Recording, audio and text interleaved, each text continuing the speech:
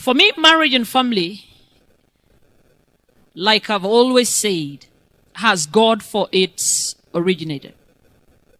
It is not my idea. It is not your idea.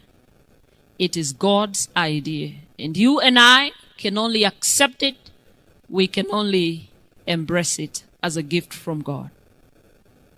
But the Word of God confirms to me that the gifts of God are good and what? And perfect.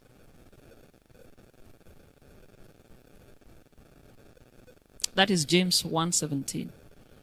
And if that be true, then the million-dollar question would be, where is the problem?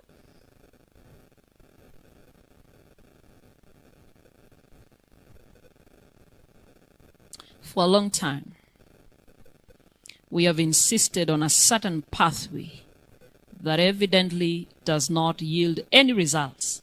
And if anything, we have stumbled to ruin. And we keep insisting on that path. Year in, year out. A generation after the other.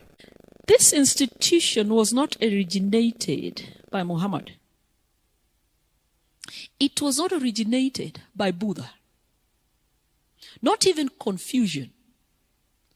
It was not originated in any of these world religions. It's purely a design of the God of the Christians. And so marriage is not for non-believers. Marriage can never be for non-Christians. Marriage is not for atheists. It is not even for church goers. It is not for nominal Christians. Marriage is for true converts. Anybody who's not a true convert, you have no business giving us your opinion about marriage. But that has been the problem. We are listening to people that cannot uphold the values that are godly ordained, that safeguard marriage.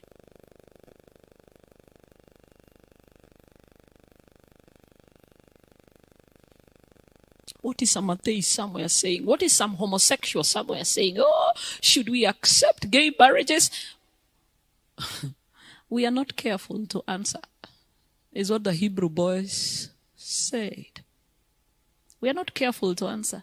And we are not going to be sensitive to the dynamics of families in the church. What you're asking us is to tolerate worldly perception of marriage and family in the church. We will put it, lay it bare as it is in the Word of God. Regardless of whichever culture you subscribe to, the Bible transcends our culture.